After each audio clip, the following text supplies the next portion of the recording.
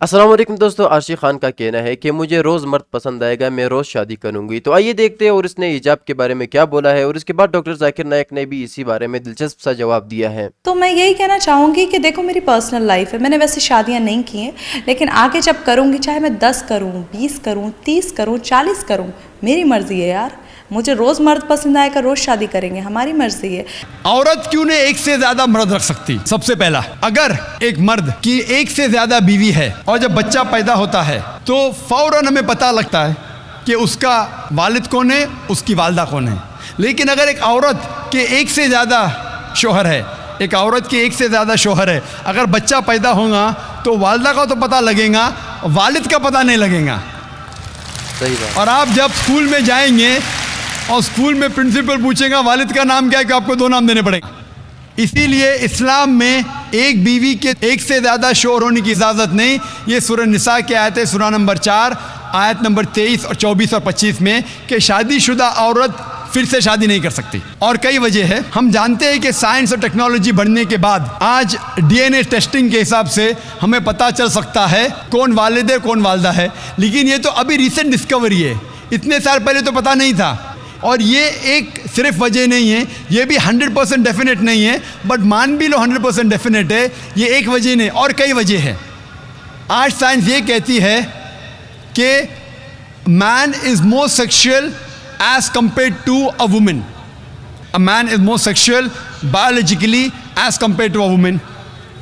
तीसरी वजह है कि एक आदमी मल्टीपल शोहर की जिम्मेदारी संभाल सकता है, एक से ज़्यादा शोहर की जिम्मेदारी संभाल सकता है, लेकिन औरत एक से ज़्यादा बीवी की जिम्मेदारी संभाल नहीं सकती, क्योंकि एक औरत में मेंस्ट्रुअल साइकिल होता है।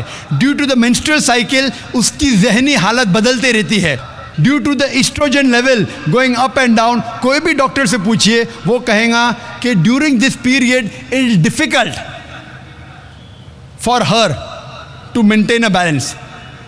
और मान लो कि जो वजह मैंने कहा कि आदमी एक से ज़्यादा बीवी कर सकता है, अगर औरत पे लागू होता है, औरत अगर बांझ है, बच्चा पैदा नहीं कर सकती, फिर भी शोहर उसकी देखभाल कर सकता है और एक बीवी कर सकता है।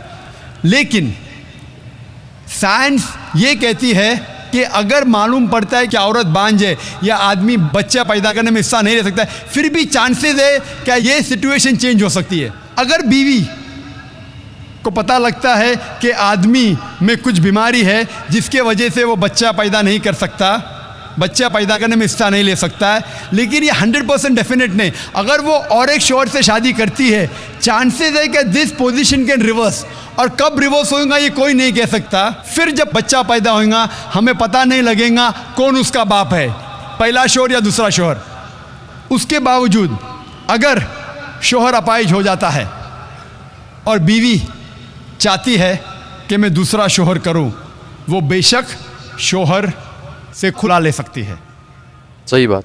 और जब खुला लेती है वो नई शादी कर सकती है। लेकिन आदमी जब औरत को तलाक देता है, तलाकशुदा को नया शोहर मिलना मुश्किल है। तलाकशुदा औरत जो बीमार है उसको नया शोहर मिलना मुश्किल है। लेकिन आदमी जब बीवी खुला लेंगी और नया शोहर करेंगी, उसको भी सपोर्ट मिलेगा और वो आदमी को भी सपोर्ट मिल सकता है। इसीलिए इस्लाम में, कुरान में लिखा है कि बीवी एक से ज़्यादा शोहर नहीं रख सकती, लेकिन आदमी एक से ज़्यादा बीवी रख सकता है। और एक से ज़्यादा बीवी करने की कई वजह है। जैसे औरत की तादाद इस दुनिया में मर्द से ज़्यादा है, तो औरत की हिफाजत करने के लिए कुछ मर्द को एक से ज़्यादा बीवी करने की इजाज़त देना पड़ेगा, फिर ही औरत महफूज रह सकती। और कई वजह है। और वजह है कि कई बार बीवी अगर कुछ उसमें मेडिकल प्रॉब्लम है तो वो बच्चे को जन्म नहीं दे सकती, तो ऑप्शन रहता है क्या वो बीवी को तलाक दे और नई बीवी करे। लेकिन इस्लाम में उस बीवी को भी देखे और नई बीवी कर सकते हैं, और दोनों बीवी की देखभाल कर सकता है वो इस्लाम में मर्द। इसी तरीके से अगर कोई औरत एक्सीडेंट हो सकता है और अपने शोहर को सेटिस्फाई नहीं कर सकती, तो 2 चीज़ें हो सकती, वो बीवी को तलाक दे और नई बीवी करे, या पहली बीवी जिसका एक्सीडेंट हो चुका है, जो अपाहिज हो चुकी है, उसको रखे और दूसरी बीवी करे। अगर मेरी बहन अपाहिज हो जाती है तो मैं पसंद करूँगा कि उसका शौहर उसे रखे और दूसरी शादी करे, बनिस्बत उसको तलाक दे। तो कई वजह है इस्लाम में कि एक से ज़्यादा बीवी रखने की इजाज़त इस्लाम में क्यों है, उल्टा क्यों नहीं इजाज़त है।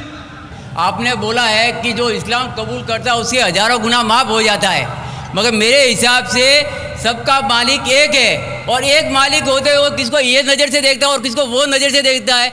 हिंदुओं को माफ़ नहीं करेगा और जो इस्लाम धर्म स्वीकार करता है उसको माफ़ कर देगा। ये कौन सा ऊपर वाले का कानून है जो मेरी समझ में नहीं आ रहा है।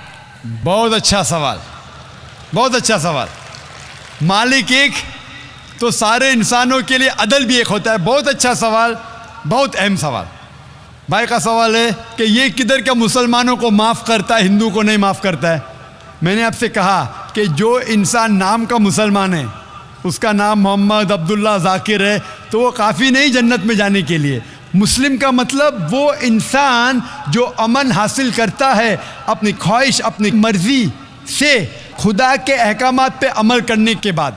यानी जो इंसान अपने मालिक के अहकामात पे अमल करता है वो सच्चा इंसान है। वो नाम का क्या है उसका मैं कोई लेना देना नहीं। यहाँ मैं कह रहा हूँ कि जो इंसान अल्लाह के अलावा किसी के साथ शिर्क कर रहा था, आज शिर्क करना छोड़ दिया, आज उसके गुनाह माफ़ होंगे। चाहे कोई भी हो, आप भी अगर कहते कि मैं शिर्क करना छोड़ दूंगा, अल्लाह के अलावा किसी और की इबादत नहीं करूँगा, जो हिंदू मज़हब की किताब में लिखा है, और मैं मानूंगा आखिरी पैगंबर मोहम्मद सल्लल्लाहु अलैहि वसल्लम में, चाहे आप ईसाई है, चाहे आप हिंदू है, चाहे आप यहूदी है, आज आप अगर अपने मालिक का कहना मानेंगे तो आपका मालिक आपको माफ़ करेगा। लेकिन अगर आप कहेंगे मेरा मालिक एक, लेकिन मालिक का कहना नहीं मानेंगे तो मालिक कैसा माफ़ करेगा। मिसाल के तौर पे एक एग्जामिनेशन होता है, टीचर सारे तालिब इल्म के लिए बराबर है। टीचर एक साल के लिए सारे तालिब इल्म, सारे स्टूडेंट्स को सिखाता है बराबर। लेकिन एग्जामिनेशन में जो टीचर पूरे साल भर सिखाता है, जो तालिब इल्म वो टीचर के सिखाए मुताबिक एग्जामिनेशन पेपर में लिखता है, वो पास हो जाएगा। जो तालिब इल्म टीचर जो सिखाता है उसके खिलाफ काम करता है तो टीचर क्या उसको पास करेगा? चाहे वो हिंदू, मुस्लिम हो, ईसाई हो, जो टीचर सिखाता है उसके ऊपर वो तालिब इल्म उसके मुताबिक इम्तिहान देता है, वो पास होगा। आपका मालिक, हमारा मालिक एक है। सारी किताबों में लिखा है, हिंदू मज़हब की किताब में, यहूद मज़हब की किताब में, ईसाई मज़हब की किताब में, इस्लाम मज़हब की किताब में, सिख मज़हब की किताब में कि मालिक एक है। मालिक के अलावा किसी की इबादत नहीं करना चाहिए, खुदा के अलावा किसी की इबादत नहीं करना चाहिए। कल मैंने फरमाया था कि उस खुदा की कोई प्रतिमा नहीं, कोई अक्स नहीं, कोई फोटोग्राफ नहीं, कोई पिक्चर नहीं, कोई बुत नहीं, कोई मूर्ति नहीं। फिर अगर आप मूर्ति देंगे तो आप मालिक का कहना नहीं मान रहे। तो अगर आप मालिक का कहना मानेंगे, आपका नाम कुछ भी हो, मोहन हो, कुछ भी हो, शंकर हो या अब्दुल्ला हो, अगर आप मालिक का कहना मानेंगे तो आप सचमुच उस मालिक के बंदे हैं। अगर आप मालिक का कहना मानेंगे तो आपके गुनाह माफ़ हो जाएंगे। तो ये अरबी में कह रहा हूँ कि मुस्लिम तो लोग को ये लफ्ज़ से नफ़रत है। अगर नफ़रत है तो मैं मुस्लिम लफ्ज़ को निकालता हूँ। मैं ये कहता हूँ जो भी इंसान अपने मालिक का कहना मानता है उसे अरबी में कहते हैं मुस्लिम। लेकिन आपको मुस्लिम शब्द से नफ़रत है, मुस्लिम शब्द को निकाल दो। मैं ये कहूँगा जो खुदा के अहकामात पे अमल करता है, खुदा के कलमात पे अमल करता है, ये मानता है कि खुदा एक है, उसके अलावा किसी की पूजा नहीं करना चाहिए, वो इंसान के गुनाह वो मालिक माफ़ करेगा। बेशक आप अगर मानेंगे खुदा एक है, आप मानते खुदा एक है, आप मानते खुदा के अलावा किसी और को पूछना नहीं चाहिए, मानते? हाँ क्या नहीं मानते? आप मानते बुत परस्ती गलत है, आप मानते कि मूर्ति पूजा गलत है, आप मानते कि आखिरी पैगंबर मोहम्मद सल्लल्लाहु अलैहि वसल्लम है? नहीं मानते। बोलते जैसे शिव शंकर को पैगंबर बोलते हैं, जैसे साईं बाबा को ये सब जो पैगंबर हो गए, ये हर फरिश्ते ऐसे ऐसे आते गए। आपने मेरी 15 तारीख की तकरीर सुनी? मैंने नहीं सुना। मोहम्मद सल्लल्लाहु अलैहि वसल्लम का जिक्र मुख्तलिफ मजहबी किताबों में। आप कैसेट लीजिए, मेरी तकरीर है मोहम्मद सल्लल्लाहु अलैहि वसल्लम का जिक्र मुख्तलिफ मजहबी किताबों में। इसमें मैंने साबित किया हूँ कि मजहबी किताब बदलने के बावजूद सब मजहबी किताब में लिखा है कि आखिरी पैगंबर आने वाले हैं। उस आखिरी पैगंबर का नाम है मोहम्मद सल्लल्लाहु अलैहि वसल्लम। आप हिंदू मजहब से ताल्लुक़ रखते?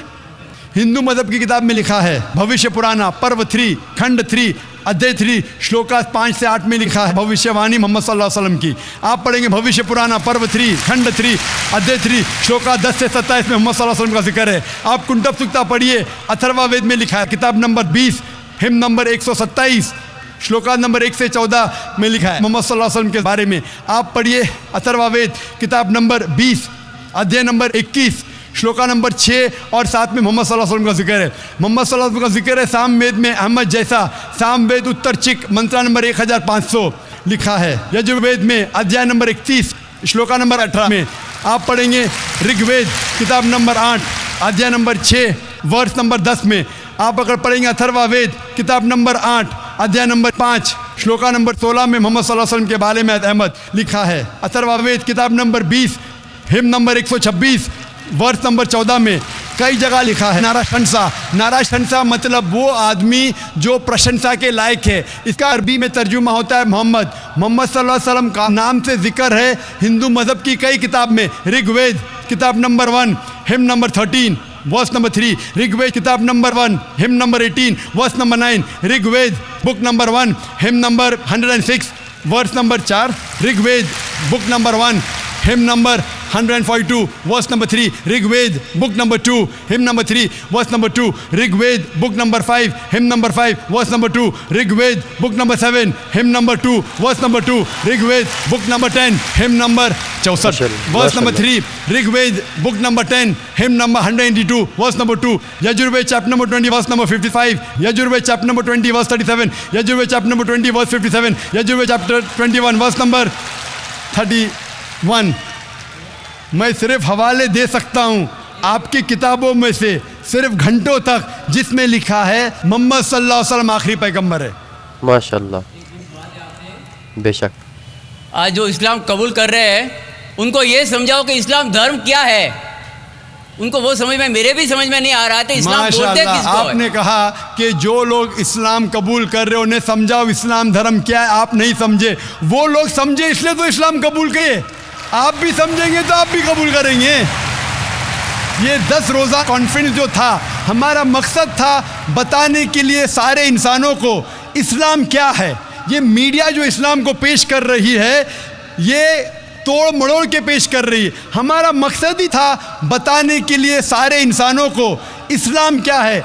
अगर आप इस्लाम को नहीं अब तक जाने तो बेशक कबूल मत करो। जब भी पहचान लेंगे इस्लाम को तो इंशाअल्लाह आप भी शहादत देंगे। मेरी दुआ है अल्लाह सुब्हानहू व तआला से, उस मालिक से, कि आपको हिदायत दे कि आप ये माने कि अल्लाह एक है, अल्लाह के अलावा कोई माबूद नहीं, और मोहम्मद सल्लल्लाहु अलैहि वसल्लम आखिरी पैगंबर है। मैं कहूँगा वॉलंटियर से कि आपको मेरी DVD दे, मोहम्मद सल्लल्लाहु अलैहि वसल्लम का जिक्र मुख्तलिफ मजहबी किताबों में, उसमें सारे हवाले हैं। और एक खुसूसन तकरीर है मोहम्मद सल्लल्लाहु अलैहि वसल्लम का जिक्र हिंदू मजहबी किताब में, सिर्फ हिंदू मजहब में। आप उसको देखो और इंशाअल्लाह आप इस बात को तस्लीम करेंगे, आज नहीं तो कल, कि अल्लाह एक है, उसके अलावा कोई माबूद नहीं, और मोहम्मद सल्लल्लाहु अलैहि वसल्लम आखिरी पैगंबर है। माशाल्लाह, बहुत ही खूबसूरत सा लेक्चर था। जिस तरह डॉक्टर जाकिर नायक ने हिंदुइज़्म की किताबों में हज़रत मोहम्मद सल्लल्लाहु अलैहि वसल्लम के बारे में बताया कि आप लोगों की किताबों में लिखा हुआ है कि आखिरी पैगंबर अल्लाह का आने वाला है, वो आप लोगों के बहुत से किताबों के नाम उसने लिए, मेरे जहन से अभी भी निकल गए। जब मैं दोबारा देखूँगा तो फिर मेरे जहन में आएंगे। यकीनन जो हिंदू इन किताबों को पढ़ेगा उसने इस अल्फाज को पढ़ा भी होगा। और डॉक्टर जाकिर नायक ने औरतों की शादी के बारे में कहा कि औरत क्यों 4 शादियां नहीं कर सकती। उसकी कुछ वजह है, बहुत से नुकसानात है जो हर लेडी देखेगी यकीनन उसको समझ आएगा। उम्मीद है कि आज की वीडियो से आपको कुछ सीखने को मिला हो। वीडियो इंटरेस्टिंग लगी है, हमारे चैनल को सब्सक्राइब करें और वीडियो को लाइक करना ना भूलिए। मिलते हैं नेक्स्ट वीडियो में। अल्लाह हाफिज़।